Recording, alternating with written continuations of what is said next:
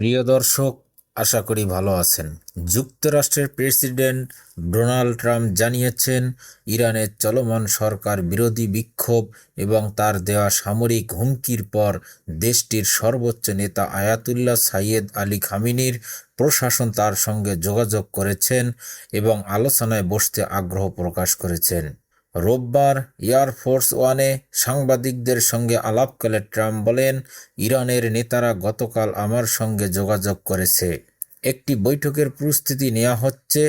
তারা আলোচনা করতে চায়, তবে আলোচনার আগেই ইরানের বিরুদ্ধে যুক্তরাষ্ট্র সামরিক পদক্ষেপ নিতে পারে বলেও ইঙ্গিত দেন তিনি। ট্রাম্প বলেন, ইরানে সহিংসতা শুরু হয়ে গেছে এবং এমন অনেক মানুষ নিহত হয়েছে যাদের নিহত হওয়ার কথা নয়। তিনি আরও বলেন, যদি তাদের নেতাদের দিকে তাকান, তারা সহিংস। আমি জানি না তারা প্রকৃত নেতা নাকি সহিংসতার মাধ্যমে দেশ প্রশাসন করেন। ট্রাম্প জানান, ইরানে পরিস্থিতি মার্কিন সামরিক বাহিনী নিবিড়ভাবে পর্যবেক্ষণ করছে এবং বিষয়টি অত্যন্ত গুরুত্ব দিয়ে দেখা হচ্ছে।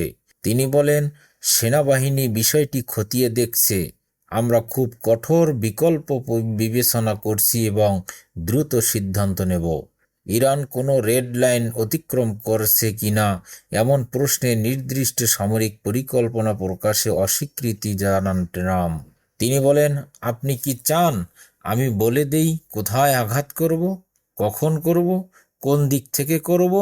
ইরানের অভ্যন্তরীণ পরিস্থিতি সম্পর্কে তিনি প্রতি ঘন্টায় হালনাগাদ তথ্য পাচ্ছেন বলেও জানান মার্কিন প্রেসিডেন্ট। বিক্ষোভে হতাহতের বিষয়ে প্রশ্নের উত্তরে ট্রাম্প বলেন, জনসমাগমে কিছু মানুষ প্রাণ হারিয়েছেন, কেউ পদতলিত হয়ে, কেউ আবার গুলিবিদ্ধ হয়েছেন।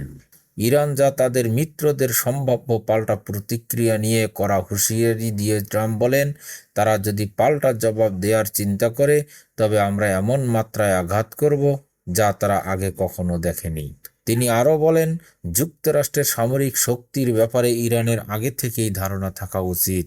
সাংবাদিকদের উদ্দেশ্যে তিনি স্মরণ করিয়ে দেন, সোলাইমানি আল বাগদাদি এবং ইরানের পারমাণবিক হুমকি নিষ্ক্রিয় করার ঘটনা তার কঠোর অবস্থান উদাহরণ। সাংবাদিকদের উদ্দেশ্যে তিনি স্মরণ করিয়ে দেন, সোলাইমানি আল বাগদাদি এবং ইরানের পারমাণবিক হুমকি নিষ্ক্রিয় করার ঘটনা তার কঠোর অবস্থানের উদাহরণ।